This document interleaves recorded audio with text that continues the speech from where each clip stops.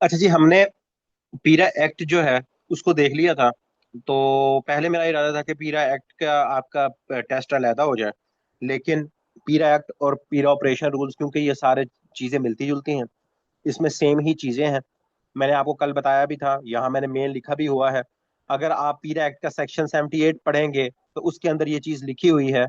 उसके अंदर ये चीज लिखी हुई है पीरा एक्ट के अंदर कि 78 के तहत ये गवर्नमेंट को, अथॉरिटी को ये इख्तियार दिया गया है कि वो पीरा को चलाने के लिए, इस अथॉरिटी को चलाने के लिए अपने रूल्स और रेगुलेशंस बना बना सकती है। तो वही, इन एक्सरसाइज ऑफ पावर्स कन्फर्ड, जो गवर्नमेंट को ये पावर कन्फर की गई अथॉरिटी को सेक्शन 78 ऑफ पीरा एक्ट के तहत, उस सेक्शन 78 पीरा एक्ट के तहत जो है ये ऑपरेशनल रूल्स बने हैं। इनको ओपीआर कहते हैं, पीरा OPR, operations and procedure rules जो है 2025 ये बने हैं। ये इसके अंदर टोटल इसके 38 रूल्स हैं। इसमें दो शेड्यूल्स हैं और पांच नोटिफाई हुए हैं। डीपीरा को इनको नोटिफाई की। इनको हम देखेंगे। जो पीरा एक्ट है उनके साथ इनको मिला के पढ़ना है। चीजों की बहुत बहुत आसान भी लगेंगे। जल्दी जल्दी इंशाल्लाह आज ही हमने वाइंड अप कर लेने हैं, तो ये हमारे दो क्लियर हो जाएंगे। कल इंशाल्लाह फिर हम इसका टेस्ट ले लेंगे। कल इसका टेस्ट होने के बाद या कल ही एक इसका शुरू का इंट्रोडक्टरी लेक्चर या मैं रिकॉर्डिंग में भेज दूंगा या लाइव हो जाएगा, वो देख लेंगे। उसके बाद हम जो है आगे इससे क्या करेंगे, उसके ऑनवर्ड हमारा जो है, फिर हम रेवेन्यू, पहले रेवेन्यू एक्ट से स्टार्ट करेंगे, फिर बाकी शेड्यूल लॉज जो है वो हम स्टार्ट करेंगे। ठीक हो गया? फिर हम शेड्यूल लास्ट की तरफ जाएंगे। तो सबसे पहले मैंने आपको कल भी बताया था कि सबसे पहले आपका एक्ट आता है। सबसे पहले क्या है? सबसे पहले आपका एक्ट आएगा। और एक्ट जब आएगा उसके बाद एक्ट के तहत सब चीजें चलेंगी, लेकिन कुछ आपको रूल्स रेगुलेशंस बनानी पड़ती हैं ऑपरेशंस वगैरह करने के लिए। कोई चीजें आपका जो एक डिपार्टमेंट है उसको चलाने के लिए रूल्स बनते हैं, रूल्स एंड रेगुलेशंस। तो उसमें इसमें टोटल 38 रूल हैं। हम सबको बारी बारी देख लेते हैं। बिल्कुल आसान है, सिंपलीफाइड करके मैंने लिख लिया। कुछ चीजें हम डिस्कस कर लेंगे, कुछ आपकी रिवीजन हो जाएगी। ठीक हो गया? सबसे पहले हमेशा जैसे सेक्शन उसमें भी था, सेक्शन 1, सेक्शन 2। सेक्शन 1 जो है वो शॉर्ट टाइटल कमेंसमेंट था। सेक्शन 2 उसमें जो है वो डेफिनेशन थी fact में। तो इसमें भी जो रूल 2 है उसमें डेफिनेशन वो दो तीन बताई गई हैं। और दे केम क्या कहते हैं, दीज रूल, ये जो रूल्स हैं ये force immediately upon notification. Upon notification कब हुआ है? 5 अगस्त 2025 को। तो 5 अगस्त 2025 को ये क्या है, ये इनफोर्स हो गए हैं, ये रूल्स पीरा के रूल्स हैं जो। उसके बाद ये डेफिनेशन चार पांच है, सिंपल सी है। डिपार्टमेंट क्या होता है, एविडेंस क्या है, फॉर्म क्या है, रूल्स। फार्म जो है 49 फार्म है। ठीक है? ये आपके पीपीएससी का जो एसडीओ का पेपर है उसके अंदर ये आज मैं एंड में आपको दिखाऊंगा। जो शेड्यूल, दो शेड्यूल है ना। शेड्यूल 1 है पेकंडरी, आपकी जो फाइन्स आपने कितने करने हैं उसके बारे में बताया गया है, जो मैंने आपको कल भी दिखाए थे। शेड्यूल 2 में फॉर्म्स है। ये फॉर्म कितने हैं? 49 है। ये पीपीएससी में सवाल पूछा जा सकता है कि टोटल फॉर्म कितने हैं। तो 49 है। हमने 49 के 49 नहीं करने, कुछ इंपॉर्टेंट करने हैं। जैसे उनमें से सबसे इंपॉर्टेंट 29 है जिसके तहत एफआईआर होती है, और है वो मैं सारे एक दफा गो थ्रू करवाऊंगा, साथ साथ आपको बताऊंगा, आपने लिखते जाना है कि कौन कौन से हमने करने हैं। ठीक हो गया? उसके बाद सब इंपॉर्टेंट है जो हमारा रूल 3 है, वो है meeting of board. Meeting of board की बात करें, ये कौन से बोर्ड की बात हो रही है? ये मीटिंग ऑफ बोर्ड, ये उस बोर्ड की बात हो रही है। ये कौन से बोर्ड की बात हो रही है? ये आपके उस बोर्ड की बात हो रही है जो हमारा डिस्ट्रिक्ट, जो हमारा क्या था, जो हमारे पास हमारा डिस्ट्रिक्ट जो है वो बोर्ड था। जो हमारे पास क्या था, जो हमारे पास हमारा क्या था, जो हमारे पास डिस्ट्रिक्ट बोर्ड था, जिसका हेड कौन सा था, जिसका हेड हम पास कौन सा था, जिसका हेड था हमारे पास जी डीसी। और ये सेक्शन 12, ये किसके सेक्शन 12 के तहत जो है ये बना था। ये उस बोर्ड की बात हो रही है। ठीक हो गया?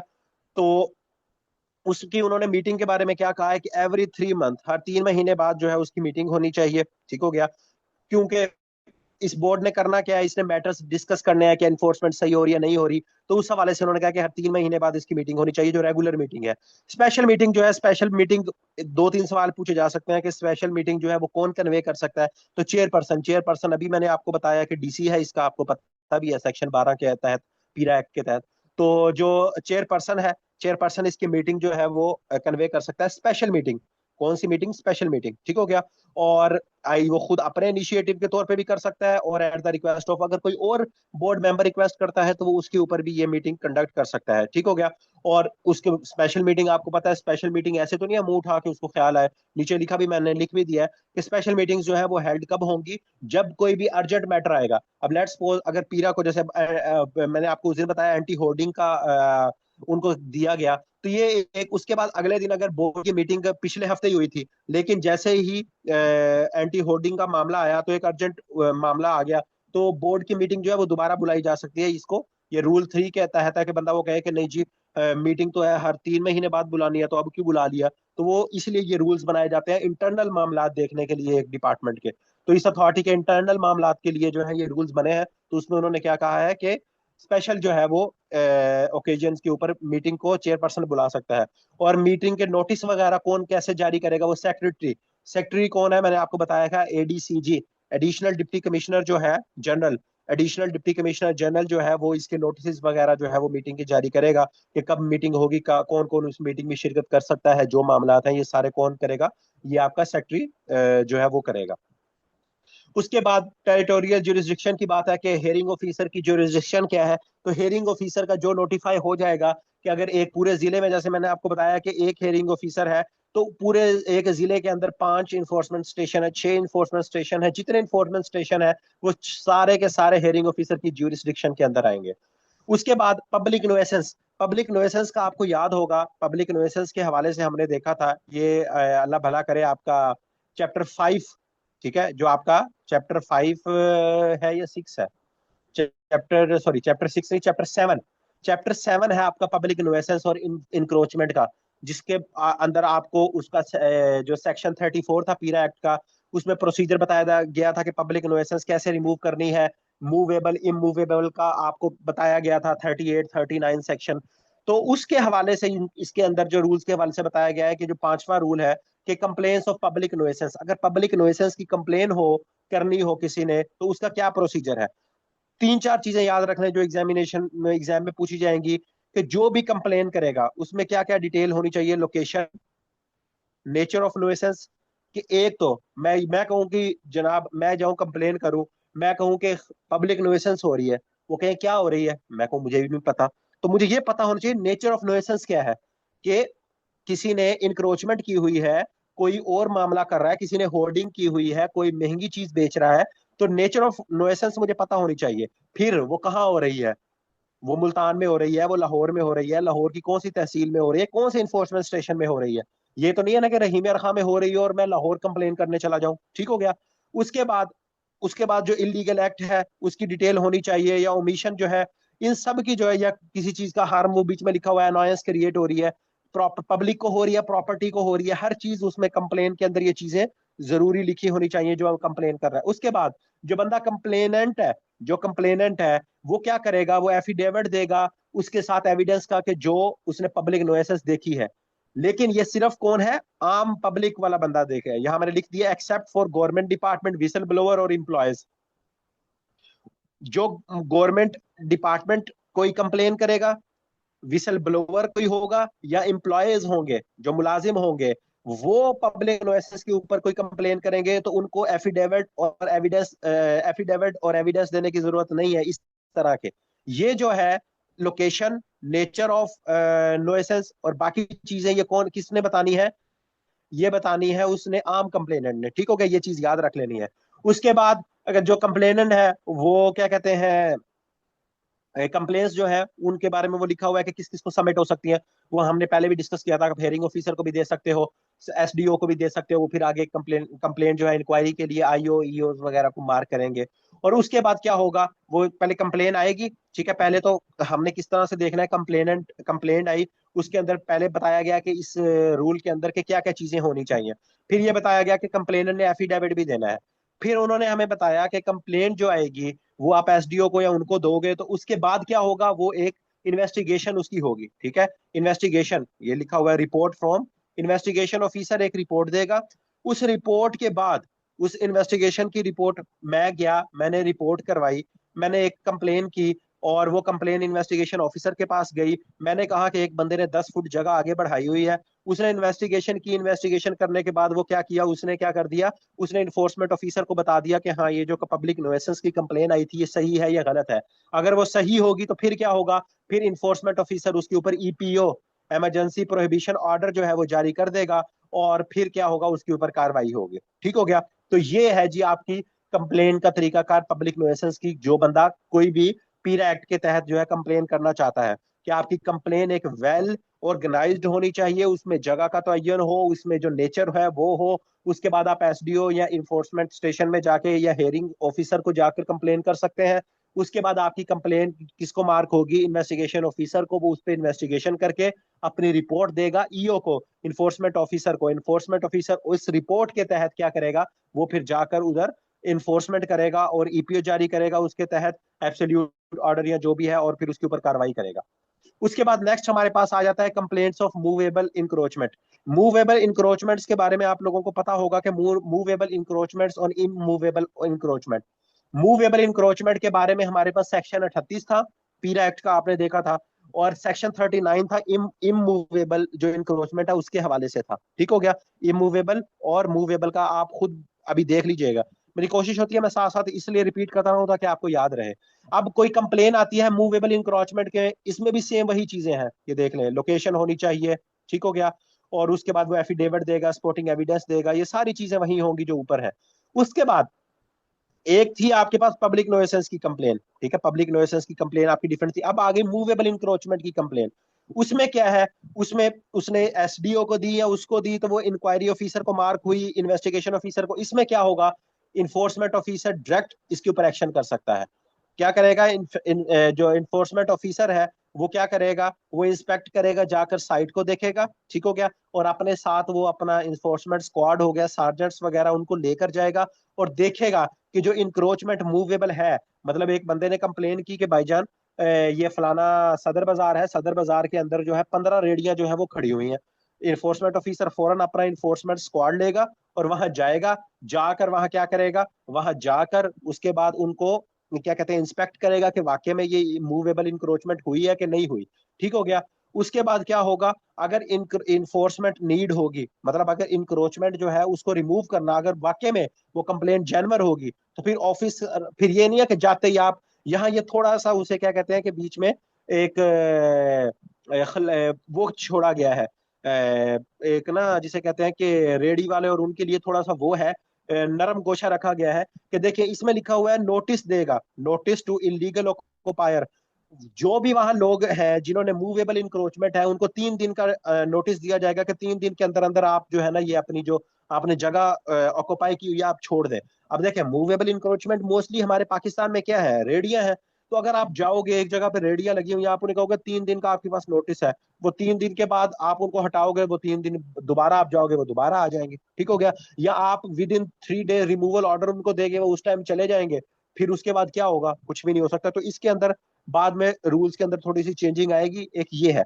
और उसके बाद उन्होंने कहा है कि आप उनको नोटिस देंगे, अगर वो नोटिस के ऊपर क्या है, अगर वो नोटिस के ऊपर कार्रवाई वो जगह खाली नहीं करते, तो फिर यहाँ लिखा हुआ है कि सब सेक्शन 2 ऑफ सेक्शन 38 के तहत आप कार्रवाई करेंगे। सेक्शन 38 किसका, कौन से एक्ट की बात हो रही है, ये पीरा एक्ट की बात हो रही है, जिसमें आप देखेंगे मूवेबल इंक्रोचमेंट की बात हुई थी। और उसका सब सेक्शन 2 मैंने आपको पढ़ाया था। उसके अंदर ये लिखा हुआ है कि अगर अगर अगर आप उन्हें जाके नोटिस देंगे, आप उन्हें कहेंगे कि मूवेबल इंक्रोचमेंट हटा लें। अगर मूवेबल इंक्रोचमेंट नहीं हटाते तो उसके तहत आप क्या कार्रवाई कर सकते हैं, सेक्शन 2 में लिखा हुआ है कि आप वो जो इंक्रोचमेंट है, मूवेबल इंक्रोचमेंट, उनको आप क्या कर सकते हैं, कॉन्फिस्केट कर सकते हैं। उनको आप अपने तहवील में ले सकते हैं, आप उनको लेकर आ सकते हैं, फिर उनके ऊपर एफआईआर दे सकते हैं। तो फिर आप क्या करेंगे, पहले आप उनको 3 दिन का क्या करेंगे, नोटिस देंगे। ठीक हो गया। उनको कहेंगे, नोटिस देंगे कि 3 दिन के अंदर, या फिर आप रिमूवल ऑर्डर जारी करेंगे कि 3 दिन के अंदर अंदर ये जगह खाली कर दें। ठीक हो गया। अगर वो 3 दिन के बाद भी जगह खाली नहीं करते, तो आप क्या कर सकते हैं, सब सेक्शन 2 के तहत सेक्शन 38 जिसके अंदर मूवेबल का बताया गया है, सेक्शन 39 है उसके अंदर इमूवेबल इंक्रोचमेंट का बताया गया है। तो आप उसके तहत उनके ऊपर लीगल कार्रवाई करेंगे, वो वहां बताई हुई है जो मैंने आपको बता दी कि आप कॉन्फिस्केट कर सकते हैं। और आप क्या करेंगे, फिर एफआईआर बाकी लीगल कार्रवाई करेंगे। और ये तीनों चीजें जो है, पब्लिक नोएसेंस की कंप्लेन आती है तो इन्फोर्समेंट ऑफिसर जो है वो क्या करेगा, वो डेली रिपोर्ट जो है, जो कि कंप्लेंट रिसीव हुई है, वो क्या करेगा, वो उनको जो है डेली रिपोर्ट्स जो है वो जो आई हैं उनके ऊपर क्या एक्शन हुआ है वो अपने एसडीओ को देगा। ठीक हो गया। इसी तरह यहां भी सेम, अगर मूवेबल की जो इंक्रोचमेंट की आई है तो एसडीओ क्या है, सॉरी इन्फोर्समेंट ऑफिसर जो है उसको उन्होंने ये पाबंद किया है कि वो डेली की कितनी कंप्लेंट्स आई हैं, उनके ऊपर क्या कार्रवाई हुई है, उनके ऊपर क्या कारगुजारी है, उसकी जो रिपोर्ट है वो अपने एसडीओ को देगा। उसके बाद इमूवेबल का भी सेम है।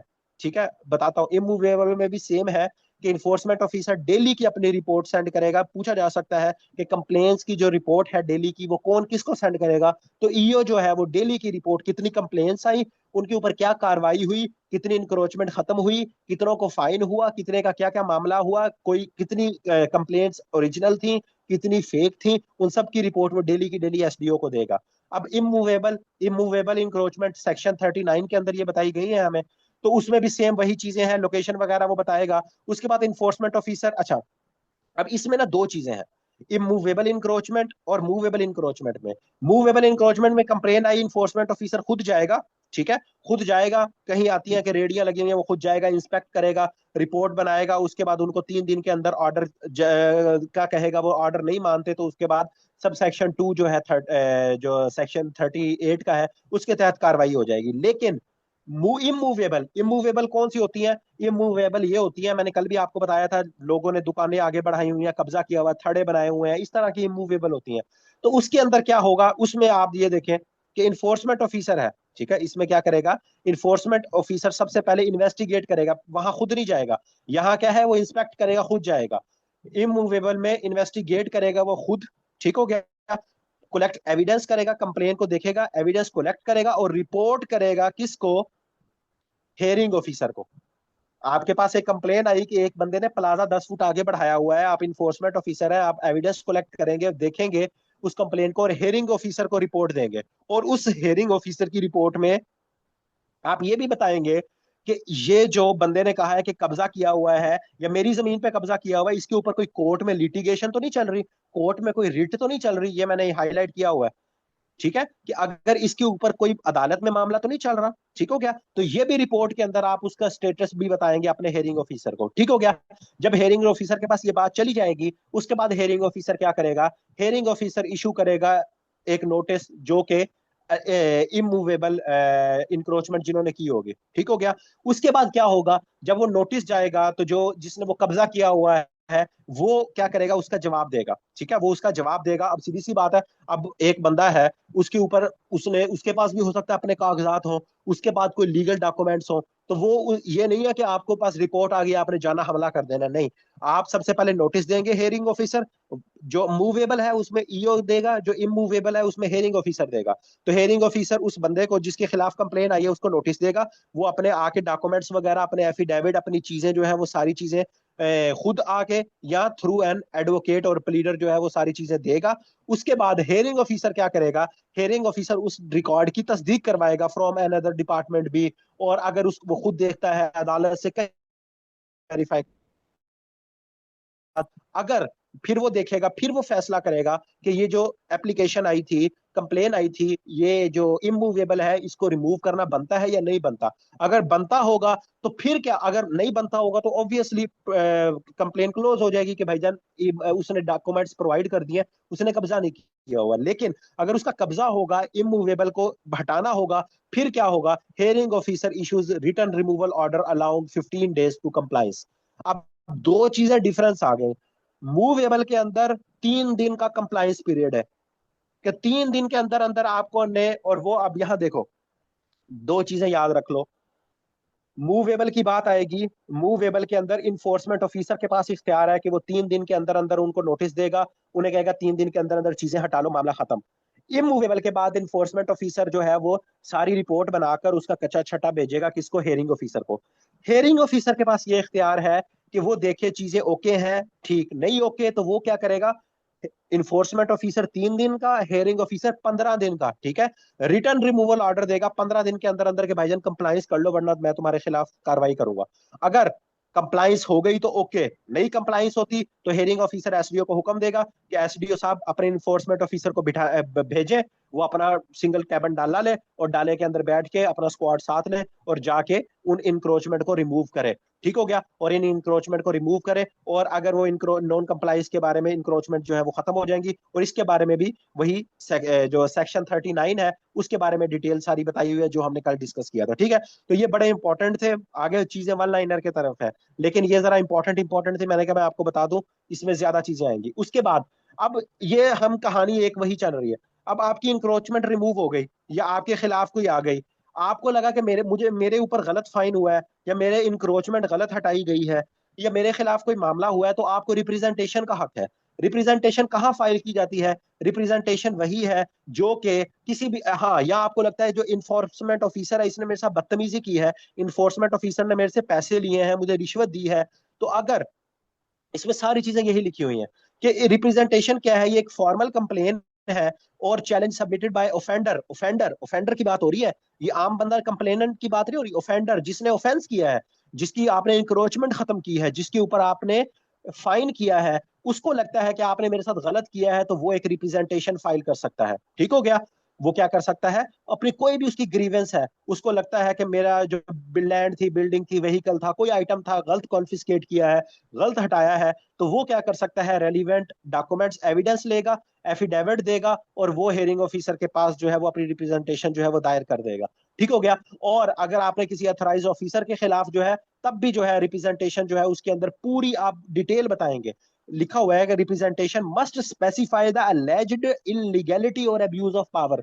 आप ये नहीं कहेंगे कि जी इन्फोर्समेंट ऑफिसर है शान, तो इन्फोर्समेंट ऑफिसर शान ने मेरे साथ बदतमीजी की है, भाई क्या बदतमीजी की है, तो आप उसको एविडेंस देंगे कि भाईजान ये वीडियो है। अगर आप उसे वो कहे, आप कहें कि भाई इसने मुझसे 50,000 मांगा है, तो उसके पास, आपके पास सबूत होना चाहिए वीडियो का कि इसने मुझे दिए हैं ट्रांजैक्शन, तो आप क्या करोगे, उसमें उसमें पूरी डिटेल्स बताओगे कि ये मेरा मसला है, फिर रिप्रेजेंटेशन आप फाइल करोगे। ठीक हो गया, उसके बाद क्या कहते हैं, रिप्रेजेंटेशन जो है उसके बारे में यह भी बताया गया है कि तब काबिल कबूल होंगी, आर उन्होंने कहा है कि रिप्रेजेंटेशन आर इन एडमिसिबल, वो आपकी काबिल कबूल नहीं होगी अगर पहले आपने एक रिप्रेजेंटेशन फाइल की थी। लेट्स सपोज आपने मेरे खिलाफ एक रिप्रेजेंटेशन फाइल की कि ये बंदा जो है ना रिश्वत लेता है, तो या लेट्स सपोज ये हुआ है, मेरे खिलाफ ये फाइल की है कि ये आया था, मेरी 5 फुट जगह आगे थी, ये तोड़ के चला गया, तो मेरे खिलाफ रिप्रेजेंटेशन फाइल हो गई, हेयरिंग ऑफिसर के पास गए, रिप्रेजेंटेशन आपकी खारिज हो गई। ठीक हो गया, तो आप दोबारा ही उसी चीज के ऊपर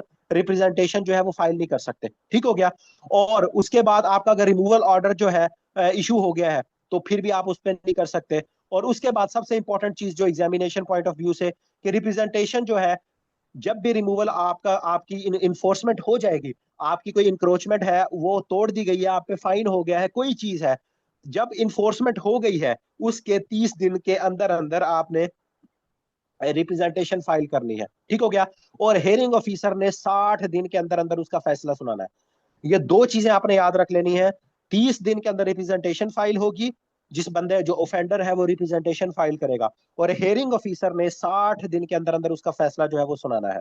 उसके बाद हेयरिंग प्रोसीजर इसमें बताया गया है कि हेयरिंग प्रोसीजर, जो हेयरिंग ऑफिसर है वो 3 दिन के अंदर अंदर, वो जब कंप्लेन आएगी, वो रिप्रेजेंटेशन फाइल हो जाएगी, तो 3 दिन के अंदर अंदर वो हेयरिंग प्रोसीजर शुरू कर देगा।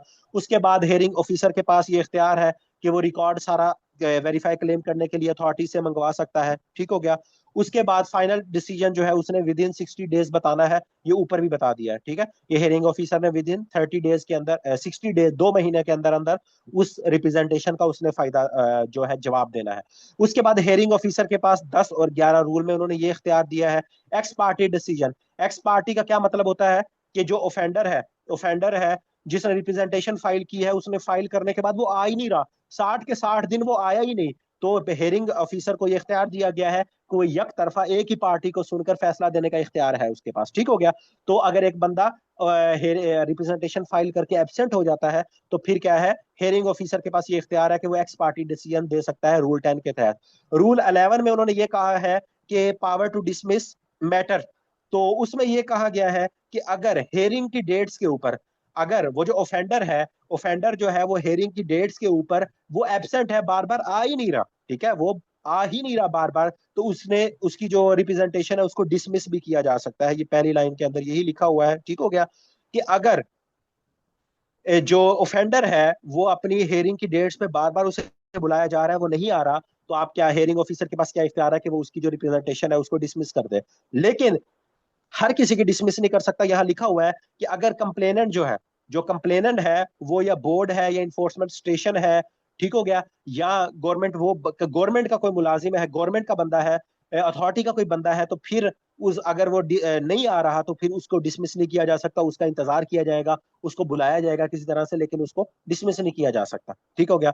उसके बाद इंटर्म रिलीफ का बताया गया है कि हेयरिंग ऑफिसर के पास ये अथॉरिटी है कि वो इंटर्म रिलीफ क्या होता है? इंटर्म रिलीफ होता है आरजी रिलीफ।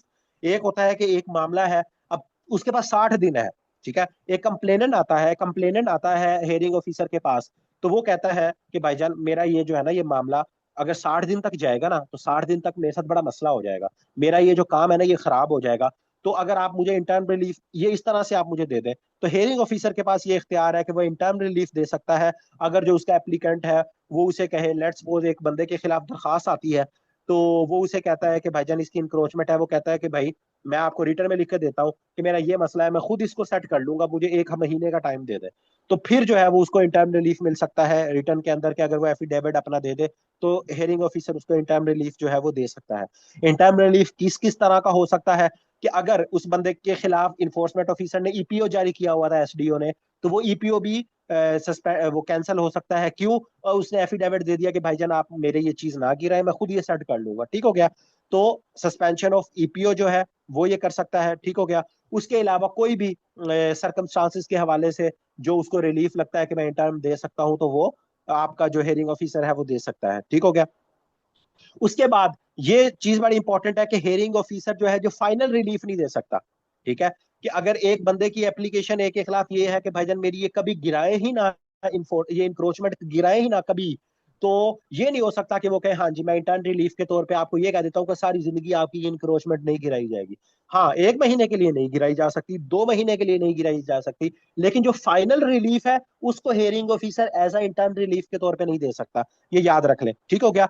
और उसके बाद जो स्टेटस को एंटे होता है, स्टेटस को एंटे का क्या मतलब होता है? जो प्रीवियस स्टेट थी, ठीक है, जो प्रीवियस स्टेट थी उसको भी एज इंटर्म रिलीफ के तौर पे बहाल नहीं कर सकता। क्या मतलब? कि आपके एक क्या कहते हैं, वो हो गया, एक इंक्रोचमेंट कब्जा था, कब्जा एक आपका वो ईपीओ जारी हो गया, कब्जा खत्म हो गया, ठीक है। अब आप कहें कि भाईजान जियो पर कब्जा पहला जिस बंदे के पास था उसी के पास वापस चली जाए, प्रीवियस स्टेट में वापस चला,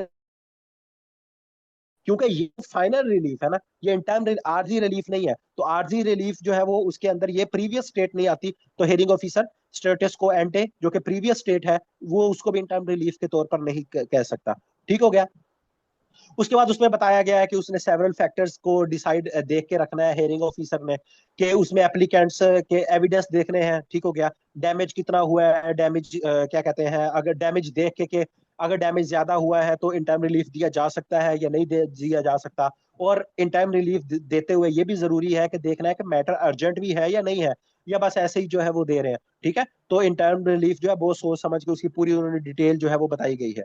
और अगर इन टाइम रिलीफ आपने दे दिया है, आपने एक बंदे ने कहा कि मुझे ये रिलीफ चाहिए, तो इन टाइम रिलीफ देने के बाद हेयरिंग ऑफिसर ने सबसे पहले जो काम करना है वो ये करना है, it must be communicated to sub divisional officer.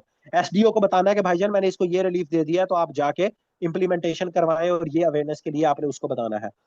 उसके बाद ऑर्डर्स के बारे में बताया गया है कि कोई भी हेयरिंग ऑफिसर जो ऑर्डर देगा, जो क्या कहते हैं कंप्लेंट के हवाले से और रिप्रेजेंटेशन के हवाले से, वो रिटर्न में होना चाहिए, ठीक हो गया। वो रिटर्न में होना चाहिए, और जो भी ऑर्डर होगा उसकी रीजंस लिखी होनी चाहिए कि मैंने इस बेस के ऊपर ये ऑर्डर दिया है एग्रीव्ड पर्सन को, ठीक हो गया।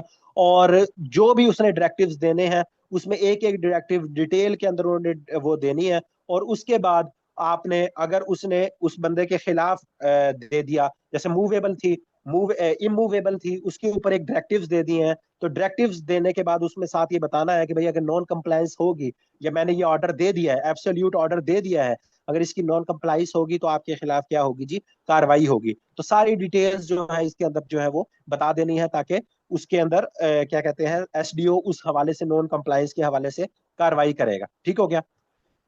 उसके बाद presentation of digital evidence. Digital evidence के हवाले में रूल 14 के अंदर ये बताया गया है कि डिजिटल एविडेंस जो है वो हेयरिंग ऑफिसर होगा, कमिश्नर है या कोर्ट ऑफ लॉ है जो भी है, उसको जो भी डिजिटल एविडेंस देना है उसकी साथ चेन ऑफ कस्टडी लाजमी बतानी है। चेन ऑफ कस्टडी कैसे है कि चेन ऑफ कस्टडी ऐसे है कि चेन ऑफ कस्टडी इस तरह से होती है, पुलिस में भी चेन ऑफ कस्टडी जो है वो,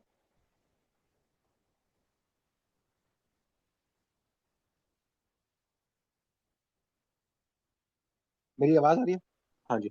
चेन ऑफ कस्टडी क्या होती है? चेन ऑफ कस्टडी ये होती है कि अगर आपने एक, जैसे लेट्स सपोज आपने एक वेपन रिकवर किया है, तो रिकवर करवा के पुलिस में अगर आपने एक मुंशी को दिया है, मुंशी ने आगे माल खाने में जमा करवाया है, उसके बाद पीएफएस से गया है, तो एक पूरी चेन ऑफ कस्टडी है, डॉक्यूमेंटेटेड रिटर्न में ये लिखा होता है। तो इसी तरह डिजिटल एविडेंस है, आप जाके बताएंगे कि पहले ये चीज थी, ये आईओ के पास गई है, इन्फोर्समेंट ऑफिसर के पास गई है, फिर एसडीओ के पास गई है, वहां उन्होंने माल खाने में जमा करवाई है, फिर हेयरिंग ऑफिसर के पास गई है। तो आप एसडीओ से पूरा एक ऑथेंटिकेशन सर्टिफिकेट लेकर आएंगे कि ये जो डॉक्यूमेंट्स मैं जमा करवा रहा हूँ डिजिटल एविडेंस, इसका प्रॉपर इसकी चेन ऑफ कस्टडी है। ठीक हो गया। और जो जो डीजी पीरा ने रिक्वायरमेंट्स बताई हैं डिजिटल एविडेंस जमा करवाने की, वो सारी पूरी होनी चाहिए। ठीक हो गया। उसके बाद नोटिस एंड ऑर्डर। आपको याद होगा सेक्शन 40 के तहत मैंने आपको बताया था कितने किस्म के हम जो नोटिस और ऑर्डर्स हैं वो हम दे सकते हैं। सेक्शन 40 था पीरा एक्ट का, जो मैंने आपको बताया था कि जिसमें कि जो नोटिस वगैरह इशू होंगे, ठीक हो गया, उन्होंने कहा कि जो नोटिस, जैसे आपने अब इमूवेबल है, मूवेबल है, आपने वहां नोटिस देने हैं, आपने ईपीओ जारी करना है, तो अगर आपने इंक्रोचमेंट खत्म करनी है उसके लिए आप जो नोटिस या ऑर्डर जारी करेंगे, वो आपने सेक्शन 40 के तहत मैंने आपको बताया था कि 5 तरह से, याद होगा आपको, कि आप उस बंदे को जाके पर्सनली जाके भेजेंगे, उसके बाद आप न्यूज़पेपर में दे सकते हैं, उसके बाद जो है आप ऐलान करके दे सकते हैं, आप उसके चस्पा कर सकते हैं, आप उसको कोरियर कर सकते हैं। तो ये सेक्शन 40 के अंदर बताया गया था। तो उस हवाले से उन्होंने वो बताया कि आपने किसी को नोटिस या ऑर्डर जो देना है वो सेक्शन 40 के तहत आप देंगे। उसके बाद डिसीजन रिगार्डिंग सील्ड प्रेमिसेस को, जो प्रेमिसेस जो कहीं आपने जो सील किया है उसके हवाले से डिसीजन जो है वो, उसके बारे में क्या है, उसके बारे में भी जो भी डिसीजन लेगा वो हेयरिंग ऑफिसर लेगा। तमाम पार्टीज को सुन के वो एक रिटर्न ऑर्डर इशू करेगा सील्ड प्रेमिसेस के हवाले से। और उस सील्ड प्रेमिसेस के हवाले से जो ऑर्डर जारी करेगा उसमें क्या क्या चीजें होंगी, उसमें वो ये द ऑर्डर कुछ भी वो कर सकता है। अब एक एरिया है जहाँ गोदाम है, आजकल एंटी होर्डिंग चल रही है, तो उसके ऊपर हेयरिंग ऑफिसर क्या क्या हुक्म जारी कर सकता है? वो उसको सील कर सकता है प्रेमिसेस को। ठीक हो गया। उसके बाद वो क्या कर सकता है? अगर क्या कहते हैं, कब्जा है कहीं हुआ, ठीक है, और कब्जा छुड़वाया है, तो फिर वो क्या कर सकता है? जिस बंदे का कब्जा है उसको वापस हो सकता है, ठीक है, जिस डिपार्टमेंट का कब्जा है उसको वापस हो सकता है। अगर ऑलरेडी, ये भी तो उसमें हो सकता है ना कि ऑलरेडी सील हो और उसके खिलाफ आप हेयरिंग ऑफिसर के पास जाओ कि भाईजान मैं ऑफेंडर था, मैंने ये ऑफेंस किया था, और लेकिन मेरे खिलाफ गलत इन्होंने ये किया है काम, तो फिर हेयरिंग ऑफिसर इसके ऊपर क्या कर सकता है? वो डी सील भी कर सकता है। ठीक हो गया। तो हेयरिंग ऑफिसर कोई भी उसको कंप्लेन के ऊपर सील भी कर सकता है, अगर वो बंदा रिप्रेजेंटेशन में जाता है तो वो प्रेमिसेस डी सील भी हो सकता है, और प्रॉपर्टी का कब्जा वगैरह जिसको देना है एजेंसी को, जो उसका मालिक है, उसको भी ये हेयरिंग ऑफिसर का इख्तियार है, वो सारी ये चीजें कर सकता है। ठीक हो गया। उसके बाद ये हमारे पास हेयरिंग ऑफिसर का आ गया प्रेमिसेस के हवाले से। अब अगर आप जो कॉन्फिस्केटेड आर्टिकल और गुड्स है उनके हवाले से क्या है, अगर आपने ये ला करवाता हूँ उसके बाद फिर मैं आपको बताता हूँ। कॉन्फिस्केटेड आर्टिकल्स और गुड्स के हवाले से क्या है? कोई भी, अब जैसे मूवेबल आर्टिकल का मैंने आपको बताया सेक्शन 33, जो सेक्शन 38 है, उसके तहत आप मूवेबल, एक रेडी है, एक रेडी को हटाने गए, 3 दिन बाद वो नहीं हटी, आप उसको कॉन्फिस्केट कर लेंगे, तो ये उसके बारे में है कि आपने उसका क्या करना है। ठीक हो गया। उनका उन्होंने कहा है कि इन्वेंट्री होगी, उसके अंदर आपने उनका रिकॉर्ड रखना है कि आपने क्या क्या चीजें जो है वो कॉन्फिस्केट की हैं, उनकी टाइप क्या है, उनकी क्वांटिटी कितनी है, कितनी रेडिया लेकर आए हैं, उनकी हालत क्या थी। ठीक है। सही, बाद में आप लेके आए ना नई, वो बंदा कहे कि भाई इसके तो 4 पहिए थे, आपने तो 3 पहिए कर दिए, एक पहिया कहाँ गया? तो आपने रिकॉर्ड रखना है, किस तारीख को लेके आए, किस टाइम को लेके आए, कौन सी जगह से उसको सीज किया था, और उसकी मार्केट वैल्यू क्या है। एक एक चीज आप इन्वेंट्री के अंदर उसका रिकॉर्ड रखेंगे, ये एसडीओ की जिम्मेदारी है। ठीक हो गया। उसके बाद वो जो इन्वेंट्री होगी उसके ऊपर ईओ के साइन होंगे, ईओ के भी साइन होंगे, और जिस बंदे का आप वो सीज कर रहे हैं आर्टिकल, उसके भी साइन होंगे। ठीक हो गया। उसके भी क्या होंगे जी? साइन होंगे। ये चीज बड़ी इंपॉर्टेंट है। ये सवाल पूछा जा सकता है कि जो सीज इन्वेंट्री है, इन्वेंट्री जिसके ऊपर आप जो आपने चीज सीज की है, उसकी इन्वेंट्री जो बनाई है उसके ऊपर ईओ के साइन तो होंगे होंगे, जिस बंदे की वो चीज है उसके भी साइन होंगे, ताकि उसको पता हो कि मैंने साइन किए थे कि 4 पहिए हैं, 3 पहिए नहीं है, इसकी हालत 1990 की है, 1920 की नहीं है। ठीक है, तो उस ऑफेंडर के भी साइन होंगे। अगर वो बंदा साइन नहीं करता तो फिर एक विटनेस जो है वो साइन करेगा। ठीक है, तो ये एक बहुत अच्छी चीज है इस रूल के अंदर। उसके बाद जो है जो कॉन्फिस्केटेड और सील आइटम है वो रिटर्न, अगर उसकी उसने कहा कि मेरे खिलाफ एक गलत कार्रवाई हुई थी, उसकी रिप्रेजेंटेशन एक्सेप्ट हो जाती है, तो फिर जो उसकी जो चीजें है वो एसडीओ जो है वो वापस करने का मजाज होगा, सेम उसी कंडीशन में जो कि इन्वेंट्री के अंदर लिखी गई थी, तो इसमें ये बताया गया है। और उसके बाद एक कोई भी इन्वेंट्री और डीजी साहब जो है वो स्टैब्लिश कर सकते हैं एक स्टोरेज वगैरह, या बोर्ड या बोर्ड को कहेंगे कि एक स्टोरेज हाउस टाइप बनाए, जिसके अंदर ये सारी कॉन्फिस्केटेड जो चीजें हैं वो वहां जमा हो, और बाद में अगर जब उनको वापस करनी है तो वापस की जा सके। तो ये इसके अंदर ये चीजें जो है वो बताई गई हैं। ठीक हो गया? एक सेकंड। ठीक है, तो पीरा एक्ट के साथ हमें ये जरा वो बेहतर लगेंगे। तो कॉन्फिस्केटेड आर्टिकल्स को हमने देख लिया कि कॉन्फिस्केटेड आर्टिकल्स जो है वो किस तरह से हमने करने हैं। ठीक हो गया? कि आपने कॉन्फिस्केटेड आर्टिकल्स जो है वो इन्वेंट्री जो है ये बड़ी इंपॉर्टेंट है, इसका सवाल पूछा जाएगा कि इन्वेंट्री के ऊपर किस किस के साइन होते हैं। ईओ के भी होंगे, और वो बंदे के भी होंगे, ऑफेंडर के भी। और अगर वो ऑफेंडर नहीं है तो फिर क्या होगा? फिर हम किसी विटनेस के साइन लेंगे। उसके बाद रूल 18 के अंदर हमारे पास क्या बताया गया है कि determination of rent and enforcement cost. मैंने आपको एक चीज बताई थी, आपको याद होगी, इन्फोर्समेंट कॉस्ट कौन पे करेगा? मुझे जल्दी जल्दी बता दो, जल्दी जल्दी मुझे मैसेज करके बताओ, इन्फोर्समेंट कॉस्ट कौन पे करेगा? जल्दी जल्दी।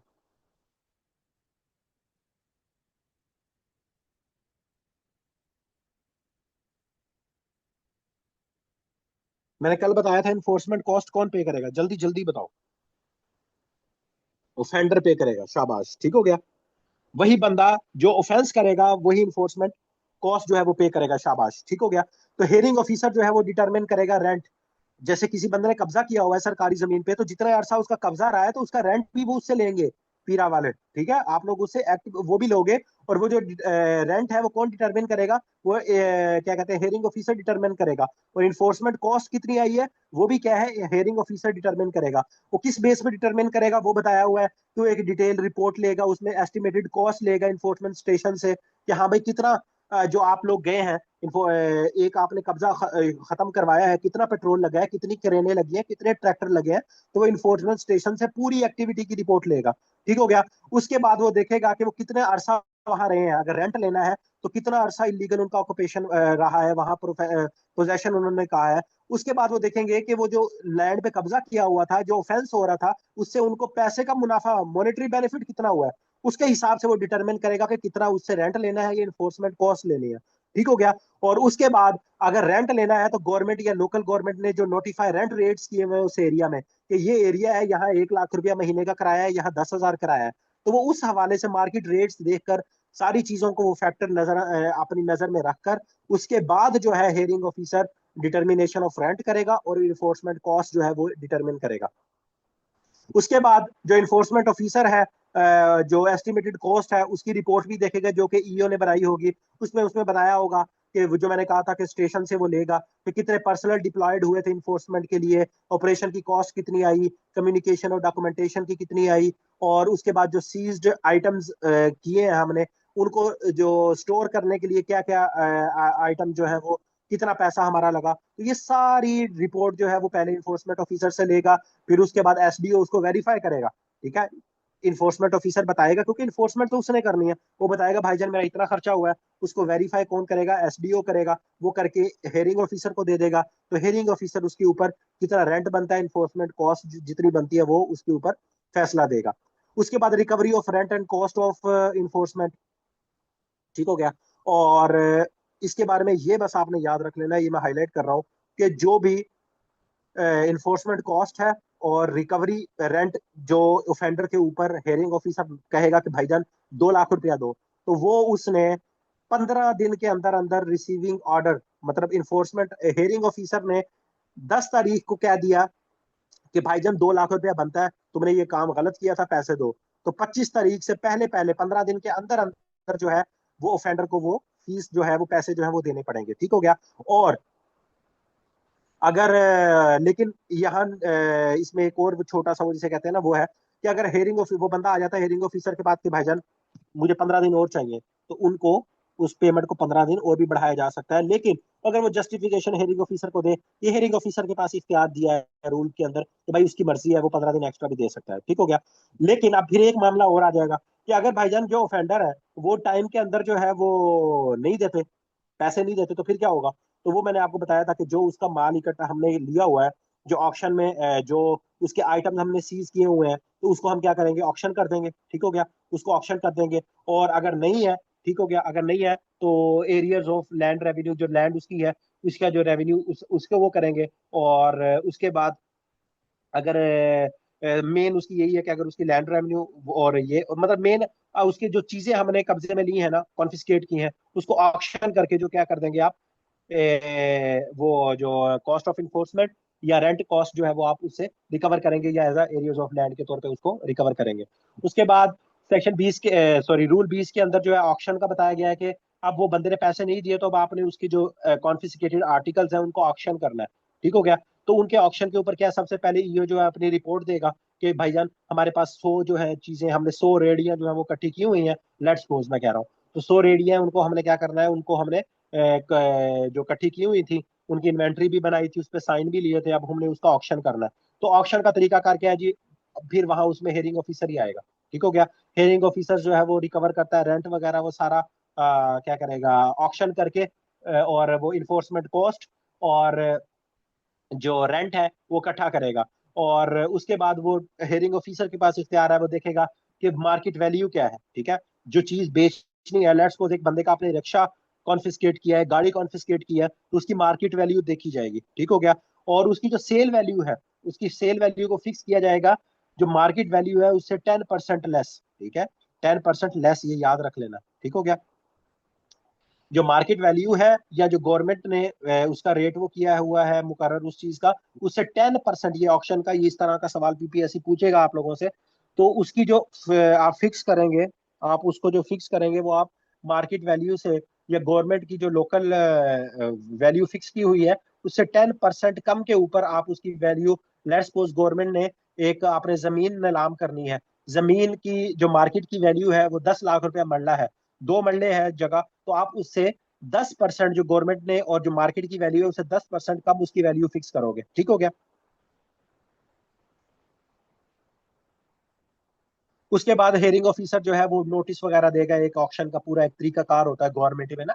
कभी भी आपने देखा हो गवर्नमेंट की कोई भी, जैसे लकड़ियां भी ऑक्शन होती हैं, बहुत सारी गवर्नमेंट की पुरानी चीजें ऑक्शन होती हैं, तो उसमें एक पूरा एक आपका अखबार में, सोशल मीडिया पर हर जगह उसका नोटिस होता है, उसमें ऑक्शन की डेट होती है, टाइम होता है, जगह होती है, उसमें उसकी कीमत लिखी होती है कि मिनिमम बोली ये है, इससे ऊपर जो बोली लगाएगा उसकी ये चीज हो जाएगी, ठीक हो गया। उसके बाद ऑक्शन डे के ऊपर जो है उसकी बिडिंग प्रोसेस होगा, और उसके बाद सबसे इंपॉर्टेंट जो हाईएस्ट बिडर होगा उसको वो चीज जो है वो ऑक्शन हो जाएगी, उसको बोली उसके पास चली जाएगी। लेकिन यहाँ जो सबसे ज्यादा हाईएस्ट बिडर जो होगा उसके पास क्या है, उसने सबसे पहले क्या करना है, उसने सबसे पहले फौरन जो है उसने इमीडिएटली जो है ना वो पैसे देने हैं। एक सेकंड।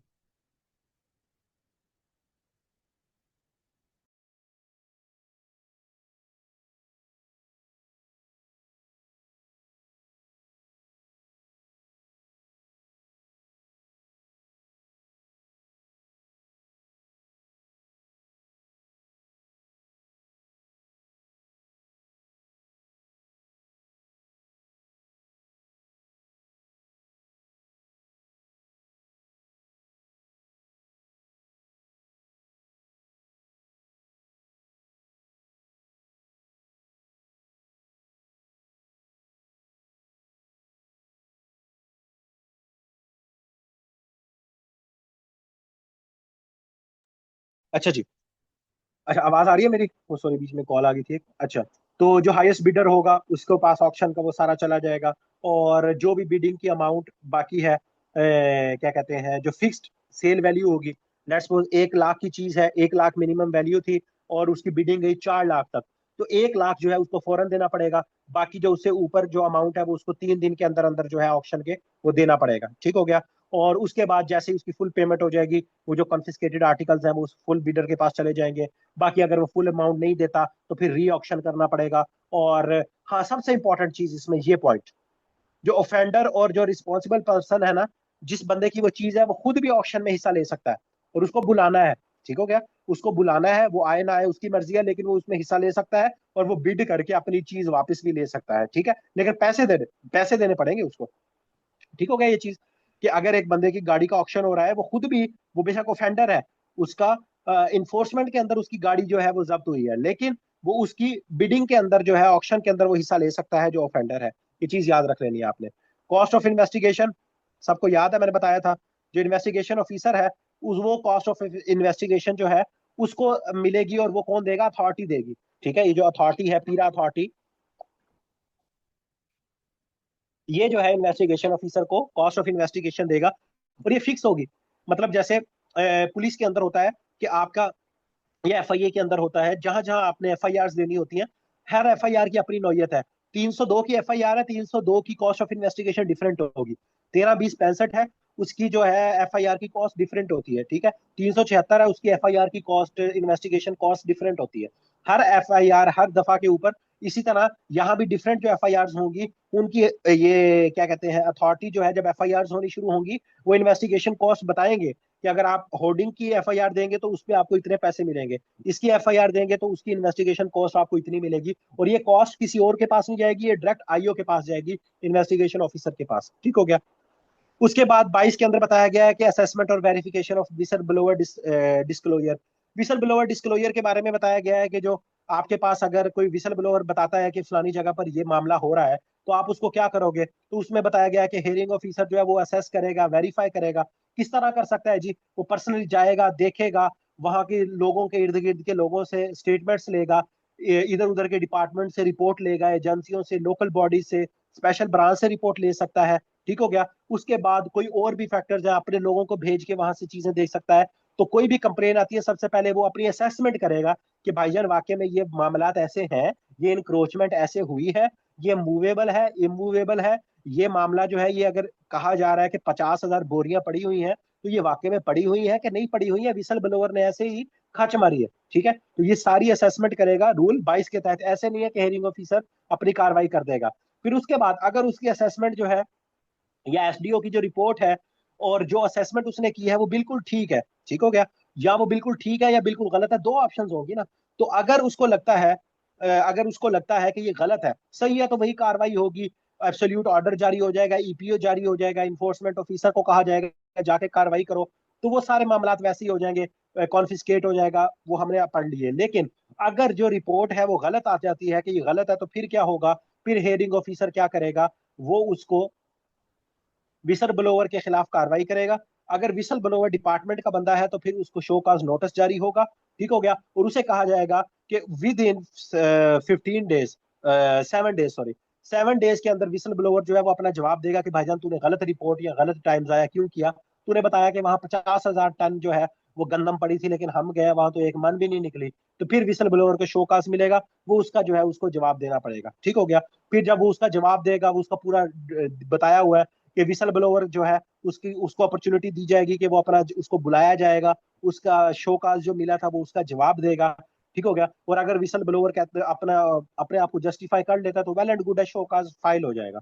लेकिन अगर जो है विसल ब्लोअर जो है वो फेल हो जाता है हेयरिंग ऑफिसर को मुतमईन करने में, कि भाईजान, हेयरिंग ऑफिसर कहता है कि नहीं भाईजान आपने तो गलत हरकत की है, तो फिर क्या होगा? फिर उस विसल ब्लोअर को जुर्माना भी हो सकता है, उनको इम्प्रीजमेंट भी हो सकती है। तो वो सारा जो प्रोसीजर है वो वही जो शेड्यूल 2 में कल भी मैंने आपको बताया था। तो उसे 6 महीने तक की सजा भी हो सकती है, और बाकी जो है वो जुर्माना वगैरह जो है वो क्या कहते हैं, उसको हो सकता है। तो ये जो है विसल ब्लोअर के खिलाफ, महकमाना जो विसल ब्लोअर होगा उसके खिलाफ ये कार्रवाई की जाएगी। ठीक हो गया? ये वही लिखा हुआ है कि अगर आपको कन्विंस हो जाते हो कि वो जो उस बंदे ने शिकायत की है वो सही नहीं है, वो सही है, तो फिर जो है कोई भी उसके खिलाफ फर्दर कार्रवाई नहीं की जाएगी। तो वो फिर उसको कहा जाएगा भाई अपने घर जाम से गलती हो गई। उसको unauthorised disclosure of whistle blower identity, ये बड़ा इंपॉर्टेंट है। रूल 23 जो है ना, ये बड़ा इंपॉर्टेंट है कि कोई भी जो विसल ब्लोअर है उसकी आइडेंटिटी जो है वो लीक नहीं की जाएगी। ठीक हो गया? उसकी रिवील नहीं की जाएगी कि भाईजान क्या कहते हैं,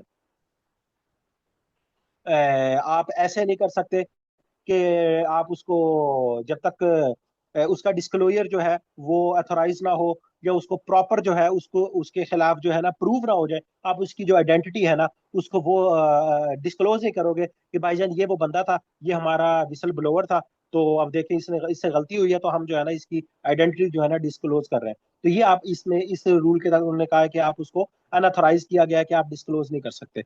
उसके बाद ये वही है पिकनरी लिमिट्स, ये वही बताई गई है कि जो शेड्यूल 1 के तहत, ठीक है, ये शेड्यूल 1 आज हम देखेंगे कि फाइन वही है जो शेड्यूल 1 में बताए गए हैं। ये मैंने कल भी आपको बता दिए थे कि एसडीओ जो है, जैसे एक्सडीओ जो है वो मैक्सिमम 1 लाख तक जो है फाइन कर सकता है, 50,000 तक ईओ कर सकता है, 3 लाख तक बोर्ड है। वो सारी चीजें वो आज हम दोबारा उसमें देखेंगे, ठीक हो गया। उसके बाद रेक्विजिशन बाय इन्फोर्समेंट स्टेशन का बताया गया है। रेक्विजिशन मैंने आपको वो बताया था अंडर सेक्शन 20, ठीक है, ये हमने पहले भी पढ़ी थी कि कोई भी रिक्वायरमेंट है इन्फोर्समेंट स्टेशन पे, उसकी रिक्वेजिशन जो है एसडीओ बनाएगा कि मुझे ये चीजें रिक्वायर्ड हैं, ये मामला रिक्वायर्ड है, वो बना के आगे हेयरिंग ऑफिसर को भेजेगा, वो वहां से फिर आगे जाएगा बोर्ड को, ठीक हो गया। तो जैसे ही, और यहाँ एक चीज याद रख लें कि हेयरिंग ऑफिसर जो है वो रिक्वेजिशन जो उसके पास आएगी वो उसने 3 दिन के अंदर अंदर बोर्ड को भेजनी है, ये भी याद रख लीजिएगा। एसडीओ कोई भी रिक्वेजिशन है इन्फोर्समेंट स्टेशन में जो उसे जरूरत है वो किसको भेजेगा, वो एसडीओ को भेज सॉरी वो हेयरिंग ऑफिसर को भेजेगा। और जो हेयरिंग ऑफिसर है, जब उसको रिक्वेजिशन मिल जाएगी तो मिलने के 3 दिन के अंदर अंदर वो बोर्ड को भेज देगा कि भाईजान वहाँ ये चीजों की रिक्वायरमेंट है, उनको उनको 15 कुर्सियां चाहिए, उनको फर्नीचर चाहिए, उनको जेल चाहिए, उनको ये चीजें चाहिए, तो वो बोर्ड को 3 दिन के अंदर अंदर भेज देगा। रूल 26 सबसे इंपॉर्टेंट, इसको जितना आपने, रूल 26 और इसका फॉर्म है एफआईआर का 29, ये हम आगे देखेंगे। FIR stand for first information, ठीक है, first information report. FIR stand for FIR stand for first information report. तो ये 26 रूल के तहत जो है वो एफआईआर होगी। और एफआईआर जो है ये हमेशा कोग्निजिबल ऑफेंसेस के ऊपर होती है। कोग्निजिबल ऑफेंस हमने कल देखे हैं, ठीक है, कोग्निजिबल ऑफेंस देखे हैं, और कल हमने उसमें वो किसके अंदर है, सेक्शन 49, ठीक है, सेक्शन 49 के अंदर आप देख लोगे कि उसमें कोग्निजेंस ऑफ जो आपका ऑफेंस है उसके बारे में लिखा हुआ है। मैंने आपको बताया था कि जिसमें बगैर वारंट के ऊपर पुलिस जो है वो कार्रवाई कर सकती है, वो आपका क्या होता है, वो आपका जिसमें पुलिस जो है बगैर उसके आपकी कार्रवाई कर सकती है बगैर वारंट के, वो आपका होता है क्या कहते हैं, कोग्निजेंस, कोग्निजिबल ऑफेंस। तो एफआईआर जो है, एफआईआर का आपको पता है कि जब भी उन्होंने कहा कि एफआईआर कहाँ हो सकती है, व्हेन इंफॉर्मेशन और रेफरेंस अबाउट, कोई भी कोग्निजिबल ऑफेंस होगा जो कि इस एक्ट के तहत कोग्निजिबल हो या 5 शेड्यूल लाज के तहत हो, ऑफिसर इंचार्ज इन्फोर्समेंट स्टेशन जो कि एसडीओ है, या बोर्ड की तरफ से कोई इंफॉर्मेशन आती है, हेयरिंग ऑफिसर के पास आती है, इन्फोर्समेंट ऑफिसर के पास, इन्वेस्टिगेशन ऑफिसर के पास, तो क्या होता है, द ऑफिसर इंचार्ज जो है वो एक एफआईआर रजिस्टर कर सकता है। वो क्या कर सकता है, वो एफआईआर जो है वो क्या कर सकता है, रजिस्टर।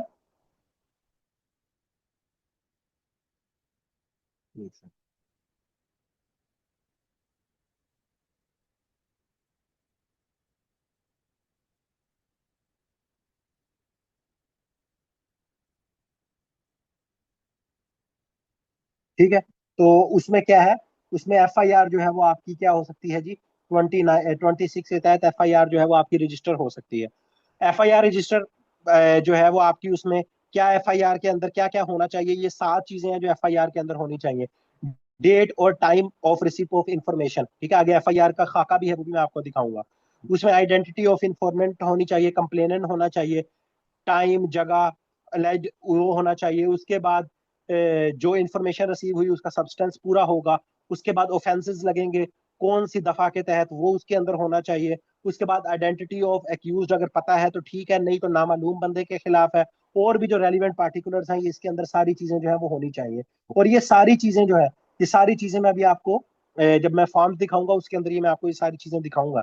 तो ये एफआईआर का ये जो रूल है ना 26, और उसके बाद फॉर्म इसका 29, और कॉग्निजेबल का 49, और ये कोड जो है जिसके तहत जाब्ता 154 के तहत जो है ये एफआईआर होती है, सीआरपीसी हम वहां भी पढ़ेंगे, तो ये बड़े इंपॉर्टेंट है, ये आपने देखनी है, ठीक हो गया। तो ये बहुत इंपॉर्टेंट है। उसके बाद 24 घंटे के अंदर अंदर मजिस्ट्रेट के सामने पेश करना है, ये हमने पहले कल भी देखा था, ठीक हो गया।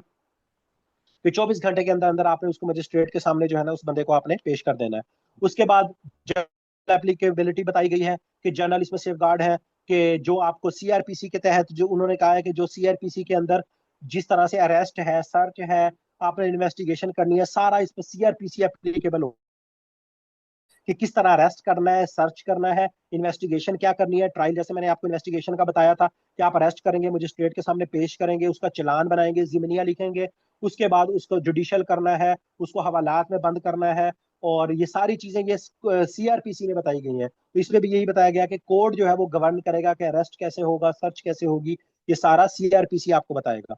उसके बाद बेल और बॉन्ड के बारे में बताया गया है कि बेल है, पर्सनल बॉन्ड और सिक्योरिटी प्रोविजन वो सेम जो हमने कल देखी थी अरेस्ट के ऊपर, वो सेम अप्लाई होंगी, वो उसमें उन्होंने बता दिया है। उसके बाद प्रोसिक्यूटर 30, वहां भी हमारे पास प्रोसिक्यूटर 30 था, यहाँ भी 30 है कि हर इंफोर्समेंट स्टेशन के अंदर एक प्रोसिक्यूटर होगा। और उस प्रोसिक्यूटर का काम क्या होगा, कल भी मैंने आपको बताया था कि प्रोसिक्यूटर का काम क्या होगा कि इन्वेस्टिगेशन ऑफिसर की मदद करेगा। जो मुलजिम गिरफ्तार होगा, जिसके ऊपर एफआईआर होगी, उसको जब अदालत में पेश करना है मजिस्ट्रेट के सामने, उसके बाद उसका चालान पेश करना है, तो और उसको जब अदालत में जज के सामने एज अ सरकारी वकील के तौर पे ये पेश होता है प्रोसिक्यूटर, तो इसका ये काम होता है उसने एफआईआर को हैंडल करना है, उसके ऑफेंसेस क्या क्या लगेंगे, चालान की प्रिपरेशन करवाएगा आईओ के साथ, प्रोसिक्यूशन वो करेगा, और उसके बाद असिस्ट इन ऑब्टेनिंग रिसर्च और सीजर, अगर वारंट आपको चाहिए तो वो भी प्रोसिक्यूटर उस मामले में आपकी क्या है जी हेल्प करेगा। उसके बाद adherence to buddy system. Buddy system उन्होंने कहा, बडी का क्या मतलब होता है, दो लोग, बडी सिस्टम। उन्होंने कहा है कि जब भी बाहर जाना है फील्ड ऑपरेशंस के अंदर, तो ये इंश्योर करना है सेफ्टी के लिए, कभी भी अकेला बंदा बाहर ऑपरेशन पे नहीं जाएगा, कहीं भी इन्फोर्समेंट के लिए नहीं जाएगा।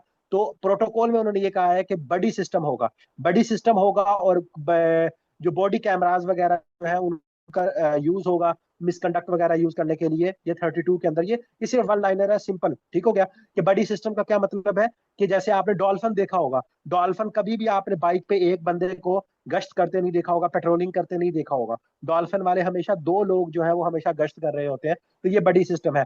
बॉडी कैमराज उन्होंने कहा है कि ये बॉडी कैमराज का है, अभी तक वो जब उस ये बाद में कि बॉडी कैमराज जो है जब फील्ड में जाएंगे तो अपने बॉडी कैमराज पहनेंगे।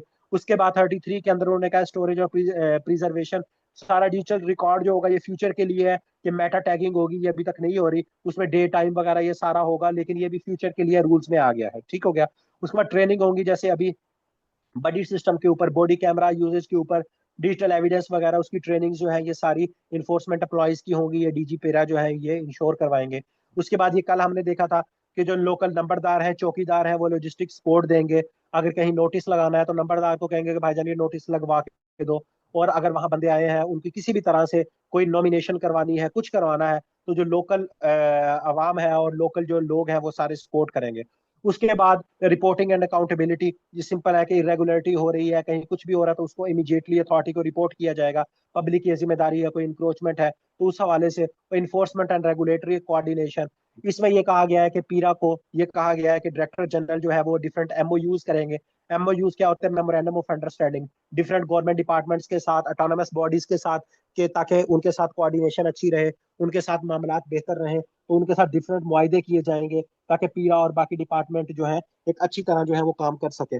और ये 38 है, बड़ा इंपॉर्टेंट रूल, जिसमें फॉर्म्स है। ये फॉर्म कितने हैं, 49, ठीक हो गया।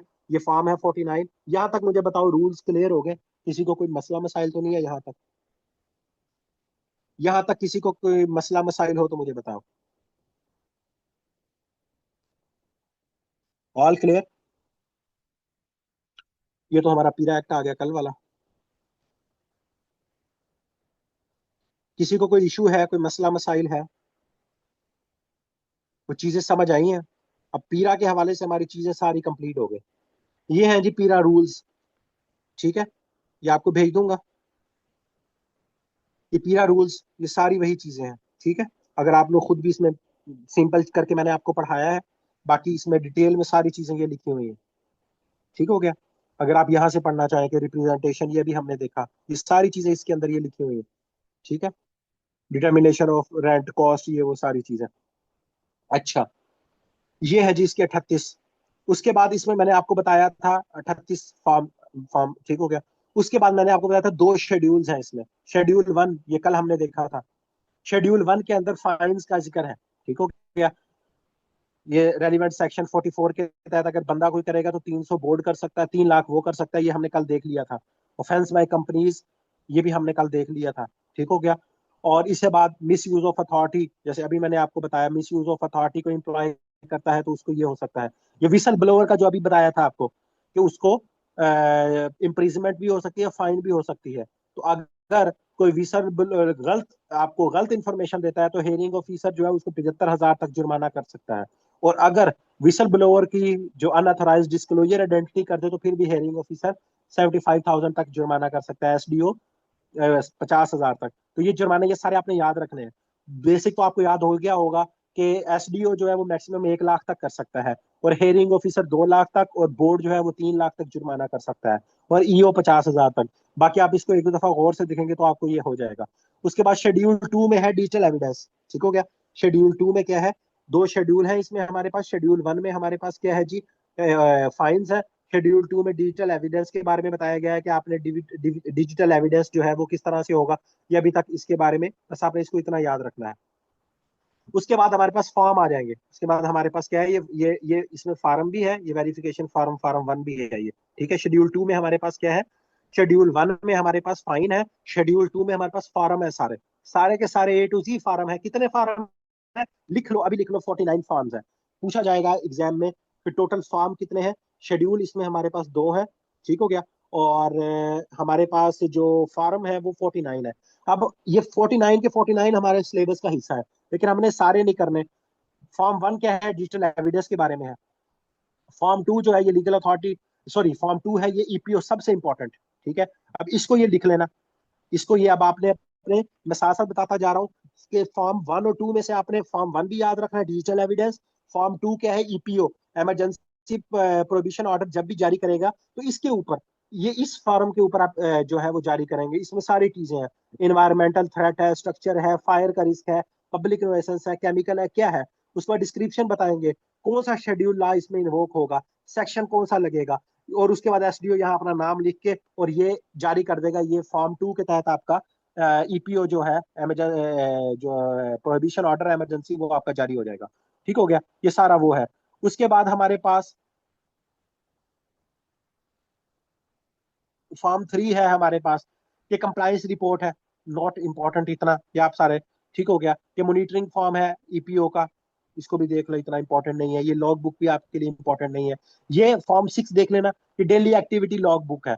ठीक है। इन्फोर्समेंट स्टेशन में आपकी जितनी एक्टिविटीज होंगी वो फॉर्म 6 के अंदर होंगी। स्टेशन नेम, ऑफिसर कौन इंचार्ज है, शिफ्ट क्या है, इवनिंग, तो ये फॉर्म 6 बड़ा इंपॉर्टेंट है। ठीक है। 1, 2 और 6। ठीक हो गया। उसके बाद अगर हम इससे आगे चलेंगे 1, 2, 6 के बाद, और ये हमारे पास complaint resolution and closure form, not that important, but ठीक है, देख लो। फॉर्म 7 ये है हमारे पास।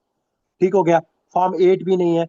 उसके बाद इन्वेंट्री शीट, ये जरूरी है। फॉर्म 9 ये हमने पहले अभी डिस्कस किया है। ये इन्वेंट्री है, ये देखो, इस पे साइन होंगे, नेम एंड डेजिग्नेशन, इसके ऊपर साइन होंगे। ठीक हो गया। जो दोनों लोगों के साइन होंगे। उसके बाद इन्वेंट्री फॉर्म 9 के बाद हमारे पास हेयरिंग प्रोसीडिंग, नॉट इंपॉर्टेंट। ये 12 ये भी इंपॉर्टेंट नहीं है।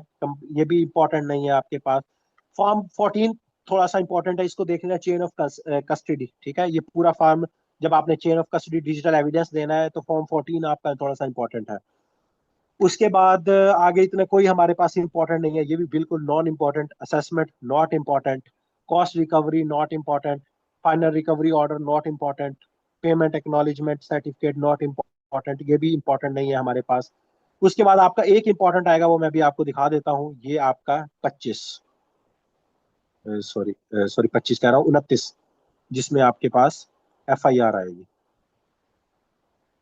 ये सबसे इंपॉर्टेंट फॉर्म आपका, सबसे ईपीओ सबसे इंपॉर्टेंट फॉर्म नंबर 2। और उसके बाद अगर कोई सबसे इंपॉर्टेंट आपका फॉर्म है तो वो आपका कौन सा है?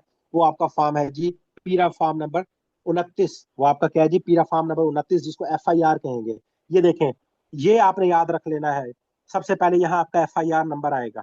ठीक हो गया। जेर दफा 154 जॉद फे। ठीक हो गया। 154 दफा जॉद फे क्या होता है? जाब्ता फौजदारी कोड 154 जॉद फे। और जेर रूल नंबर 26 पेरा, पीरा के 26, जिसमें कोग्निजिब सेक्शन 26, यहाँ मैं आपको दिखा देता हूँ। ये देखें, ये सेक्शन, सॉरी कहाँ गया, सॉरी ये रूल 26 के तहत, सॉरी मुझे, ये जो हमारे पास यहाँ था, जो भी हमने रूल पढ़ा है ना, रूल 26 के तहत, ठीक है, रूल 26, और रूल 26, और हमारे पास क्या है, वो तो था सेक्शन 49, ठीक है, वो कॉग्निजेंस वाला, ये सेक्शन 49 था, कहाँ गया, ये है, ये ये कॉग्निजेंस ऑफ ऑफेंस, ठीक है। लेकिन जो एफआईआर आपकी दर्ज हो रही है, वो ज़ाब्ता फौजदारी 154 और पीरा के रूल 26 के तहत आपकी एफआईआर दर्ज होगी। या इन्फोर्समेंट स्टेशन का आएगा, तहसील आएगा, जिला आएगा, ये तारीख और वकूआ जो मैंने आपको कहा था। उसके बाद ये 8 चीजें आपने याद, 8 खाने बनेंगे एफआईआर के अंदर। वो पूछा जाएगा कि कितनी चीजें आपने वो बतानी है, तो ये 8 ये बनेंगे। तारीख, हवाला नंबर आएगा, नाम आएगा जिस बंदे ने इतला दी है, मुख्तसर कैफियत जुर्म यहाँ आएगी, उसके बाद जाए वकुआ आएगा, किस जगह पे वकुआ हुई है, उसके बाद कार्रवाई, अगर कुछ तवक्कुफ हुआ है तो इसमें आप मोस्टली पुलिस वाली एफआईआर में होती है कि फौरन जो है कार्रवाई हुई है। अगर कोई बरामदगी हुई है, इंक्वायरी ऑफिसर का नाम, जिसने इंक्वायरी की है उसका नाम यहाँ लिखा जाएगा। तो ये 8 चीजें जो है ये इसके अंदर आपने पूरी करनी है। उसके बाद यहाँ दस्तखत, ओहदा, फोन नंबर, इन्वेस्टिगेशन ऑफिसर के आएंगे, और यहाँ पूरी जो है ना वो डिटेल आ जाएगी कि किस तरह जो एफआईआर का एक पूरा मतन होता है, और उसके बाद ये एफआईआर कंप्लीट हो जाएगी। अब क्या क्या चीजें याद रखनी है आपने, फॉर्म नंबर 29 है, उसके बाद पीरा रूल 26 के और सीआरपीसी 154 के तहत जो है ये एफआईआर होती है, और इसमें ये 8 चीजें आपने पूरी करनी है, और ये पूरी A to Z चीजें आपको याद होनी चाहिए कि एफआईआर नंबर जो है वो राइट, टॉप राइट पे दर्ज होता है। उसके बाद इन्फोर्समेंट स्टेशन का नाम भी आएगा, तहसील भी आएगी, जिला भी आएगा, तारीख, वक्त, वकूआ, ये सारी चीजें। तो इसको आपने A to Z घोलना है, ये बड़ा इंपॉर्टेंट है, ठीक हो गया। उसके बाद हमारे पास और कौन सा फॉर्म इंपॉर्टेंट है, उसके बाद एक आखिरी आपका फॉर्म है, वो मैं आपको बता देता हूँ, इंस्पेक्शन फॉर्म, ये भी नहीं। और डेली एक्शन लॉग ये हो गया, ये ऑफिसर का है, इसको देख लीजिएगा। ये फॉर्म जो है ना 34, फॉर्म 34 को देख लीजिएगा, ठीक हो गया। उसके बाद इसमें सिर्फ एंड वाला फॉर्म है, वो इंपॉर्टेंट है, 38, देख लीजिएगा, ज्यादा इंपॉर्टेंट नहीं है। जो सबसे एंड वाला है ना, मैं उधर इसको ले जाता हूँ, ये 49 pre F I R investigation and record form, इसको देख लीजिएगा कि एफ आई आर देने से पहले एक फॉर्म है, तो उसमें क्या क्या चीजें हैं इसमें, ये तो ये इसमें पूरा वो आ जाएगा, ठीक हो गया। और ये जो रूल्स बने हैं ये आपके, मैंने आपको बता दिए थे, ये देखिए एंड में डीजी पीरा के साइन है, तो ये डीजी डीजी पीरा ने जो ये रूल्स हैं ये उन्होंने अथोराइज किए हैं। तो बाकी इसमें सारे फॉर्म ना ही याद होंगे आपसे, ना ही ये जरूरी है, ठीक है। अब जैसे ये whistle blower disclosure submission form है, तो ये इसमें कोई इंपॉर्टेंट नहीं है, ठीक है, इसमें कोई इंपॉर्टेंट नहीं है। लेकिन अगर आप किसी को लगता है कि वो सारे वो फॉर्म कर सकता है, तो वेल एंड गुड, आपको करने चाहिए, लेकिन ये इंपॉर्टेंट नहीं है। जो इंपॉर्टेंट थे वो जो है मैंने आपको बता दिए, तो आपने उन्हीं को ही देखना है, वही आपके जो है वो बेहतर रह जाएंगे, ठीक हो गया। तो ये आपके अब पीरा रूल्स भी हो गए, पीरा एक्ट भी हो गया आपका, ठीक है। इंशाल्लाह कल इसका टेस्ट भी हो जाएगा, तो आप लोगों ने अब इसकी टेस्ट की तैयारी करनी है। इनके इकट्ठे 100 MCQs का आपका टेस्ट हो जाएगा, आपको पीडीएफ्स भी मिल गई, आपको लाइव लेक्चर भी मिल गए, इसकी रिकॉर्डिंग भी शेयर हो जाएंगी। आप लोगों ने क्या करना है, अभी सब लोगों ने मैं ग्रुप की प्राइवेसी ओपन कर देता हूँ, या बल्कि रहने देता हूँ, आप मुझे ना अपनी ईमेल्स फॉरवर्ड कर दे, मैं ग्रुप में मैसेज भी कर देता हूँ, मैं ड्राइव क्रिएट कर देता हूँ, उसमें डेली की डेली आपकी रिकॉर्डिंग अपलोड हो जाया करेगी। और यहाँ अब आप लोगों से मेरी एक ही रिक्वेस्ट है, ठीक है, एक सेकंड, जी जी, मैं मैं ये जो ओरिजिनल रूल्स हैं, मैं ये जो मैंने अभी ये पीडीएफ ओपन की हुई है ये भी, और जो दूसरी वर्ड फाइल मैंने बनाई है जिसमें सिंपल करके मैंने आप लोगों को समझाया है, कि दोनों आप लोगों के साथ शेयर हो जाएंगे, ठीक है। ये ओरिजिनल रूल्स भी जो नोटिफाइड हुए हैं ये भी, और मैं दोनों आप एक दफा, क्योंकि उसमें सिंपल करके मैंने लिखा है, क्योंकि यहाँ लॉ की लैंग्वेज डिफरेंट होती है, तो आप लोगों से पढ़ना मुश्किल होता है, ठीक है। और दूसरा, कल आपका टेस्ट हो जाएगा इंशाल्लाह। अब हमने रेवेन्यू लैंड एक्ट जो है वो नेक्स्ट से हम करेंगे। एक चीज याद रख लो, आज भी आप लोग लेट आए हो और आप लोगों की अटेंडेंस कम है, मैं ग्रुप में भी मैसेज करता हूँ, कोशिश करनी है अटेंडेंस पूरी रखो। और अगर इस तरह से है तो फिर फायदा नहीं होगा, लाइव लेक्चर लोगे, रिकॉर्डिंग सुन लोगे, पीडीएफ देखोगे, टेस्ट दोगे, तो फिर ही कुछ चीजें याद होंगी। ये लाज ऐसे नहीं आसानी से याद होते, ठीक है। किसी का कोई सवाल जवाब है तो बताओ, कोई मसला मसाइल, कोई सवाल, कोई इशू, ताकि फिर हम उसको देख लें। All clear?